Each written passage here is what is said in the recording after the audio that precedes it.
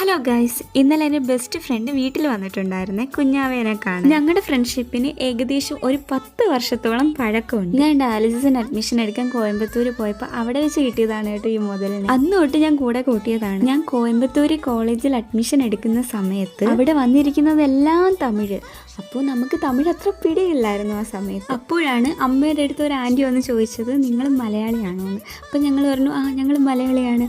നിങ്ങളോ? അപ്പോൾ അവരും പറഞ്ഞു ഞങ്ങളും മലയാളിയാണ്. എവിടെ ഉള്ളതെന്ന് ചോദിച്ചപ്പോഴാണ് അറിയുന്നത് കൊല്ലത്താണ്. പറഞ്ഞു ഞങ്ങളും കൊല്ലത്താണ്. അങ്ങനെയുള്ള പരിചയമാണ് കേട്ടോ ഞങ്ങൾ തമ്മിൽ. പിന്നെ ഞങ്ങളുടെ പേരൻസ് തന്നെ ഞങ്ങൾക്ക് രണ്ടുപേർക്കും ഒരേ റൂം തന്നെ ഹോസ്റ്റലിൽ സെറ്റാക്കി തന്നു. പിന്നെ ഞങ്ങൾ എല്ലാ കാര്യത്തിലും ഒരുമിച്ചായിരുന്നു. ഒരേ ഡിപ്പാർട്ട്മെൻറ്റ്, പോകുന്നതും വരുന്നതും എല്ലാം ഒരുമിച്ച്, എപ്പോഴും ഒരുമിച്ചായിരുന്നു.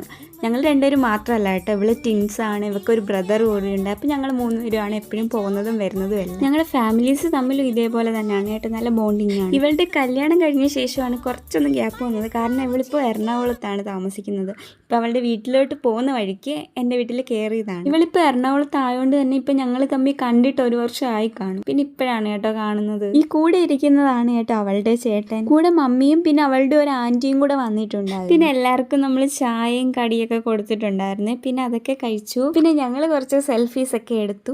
അവർ വന്നപ്പോഴത്തേനും 10 മണി ആകാറായിട്ടുണ്ടായിരുന്നു. അതുകൊണ്ട് അവർ പെട്ടെന്ന് തന്നെ ഇറങ്ങിയിട്ടുണ്ടായിരുന്നു. ഇനി ചേട്ടനും ആൻറ്റിക്കും അങ്ങ് തിരിച്ചു പോകാനുള്ളതാണ് കേട്ടോ. അവളെന്തായാലും 2 ആഴ്ച ഇവിടെ തന്നെ ഉണ്ട്. പിന്നെ അവർ പോയി കേട്ടോ, അവരെ യാത്രയ്ക്ക് അയച്ചു. പിന്നെ ഋതു എന്തായാലും ഉറക്കമായിട്ടുണ്ടായിരുന്നു കേട്ടോ. പിന്നെ അവൾ വന്നപ്പോൾ ഋതുവിന് 2 കുട്ടി ഉടുപ്പ് കൊണ്ടുവന്നിട്ടുണ്ടായിരുന്നു. അപ്പോൾ ഇന്നത്തെ വീഡിയോ ഇത്രയേ ഉള്ളൂ. ഇഷ്ടമായെങ്കിൽ സബ്സ്ക്രൈബ് ചെയ്യാൻ മറക്കല്ല. നെക്സ്റ്റ് വീഡിയോയിലേക്ക് കാണാം. ബൈ.